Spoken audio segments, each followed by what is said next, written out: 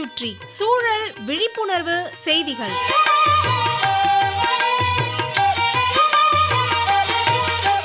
அன்புள்ள லோகநாதன் சார் அவர்களுக்கு உங்கள் மாணிக்கம் எழுதும் மடல். நலம் நலமறிய ஆவல். சூரியன் நம்ம பூமி உருண்டையிலிருந்து வெகு தொலைவில் இருந்தாலும் அதன் வெப்ப கதிர் நம்மளையும் நம்மை சார்ந்த உயிரினங்களையும் வெகுவாக பாதிக்குது. சூரிய ஒளியின் ஆபத்தான கதிர்வீச்சிலிருந்து பூமியை காக்கும் ஒரு படலம் தான் ஓசோன் படலம். இதில் ஏற்பட்ட ஓட்டை தான் நமது பூமி வெப்பமயமாதலுக்கு அடிப்படை. தொழிற்சாலைகள் வெளியிடும் புகை, வாகன புகை, குளோரோஃப்ளூரோ கார்பன் போன்ற வாயுக்கள் அளவுக்கு அதிகமாக வெளியேறுவதால் தான் ஓசோன் படலத்தில் பாதிப்பு ஏற்பட்டது. இதனால் புவியை வந்தடையும் சூரியனின் புற ஊதா கதிர்களால் உயிரினங்களுக்கு பல குறைபாடுகள் உண்டாகுது. இது பற்றிய விழிப்புணர்வு ஏற்படுத்தத்தான் ஒவ்வொரு வருடமும் செப்டம்பர் மாதம் 16ஆம் தேதி ஓசோன் படல பாதுகாப்பு நாளாக அறிவிக்கப்பட்டு அனுசரிக்கப்படுது. அதோட ஓசோன் படலத்துக்கு பாதிப்பு ஏற்படுத்தும் காரணிகளை குறைப்பதற்காக எல்லா நாடுகளும் ஒப்புதல் அளித்திருக்கு.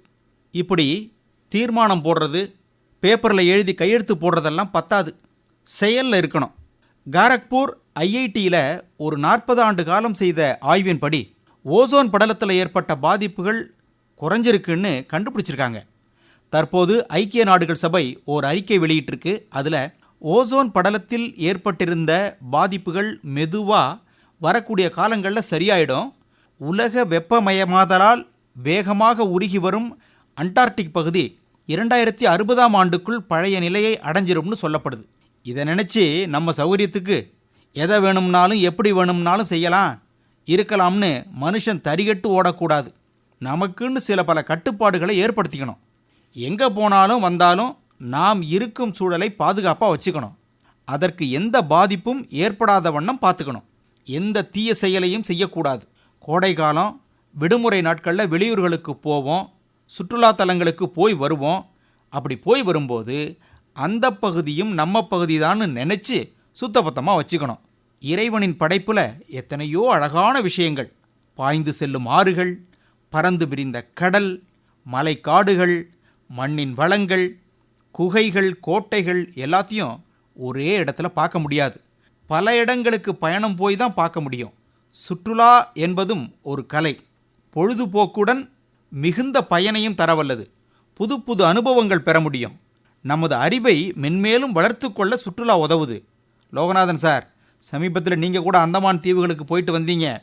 அந்த சூழல் எப்படி இருக்குது பார்த்தீங்களா? வெயில் அடிக்கும், ஆனால் வெயிலின் வேகம் தெரியாது. மழை அப்பப்போ பேஞ்சிக்கிட்டே இருக்கும். சுற்றிலும் கடற்பகுதி, வனப்பகுதி அதிகம். மரம், மட்டைகள், ஆறு, குளம், நீர்ப்பரப்பு எல்லாம் இருக்கும். இயற்கை எழில் கொஞ்சம் இடம். அந்தமான் தீவுகளில் அனைத்து தரப்பு இந்தியர்களையும் பார்க்க முடியும். குறிப்பாக வடநாட்டு மக்கள், வங்காளிகள், தென்னாட்டு மக்கள் எல்லாம் கலந்த கலவையாக அந்த தீவுகள் இருக்கும். சுற்றுலா தலங்களுக்கு செல்லும்போது அந்த பகுதியின் சிறப்பு, அவர்களின் பண்பாடு, கலாச்சாரம் எல்லாத்தையும் தெரிஞ்சுக்கணும். இவற்றோடு எந்த ஓர் இடத்துலையும் அந்த பகுதி பாதிக்கப்படுற மாதிரி எந்த செயலையும் செய்திடக்கூடாது, மறந்துட வேண்டாம். இப்படிக்கு மடல் மாணிக்கம்.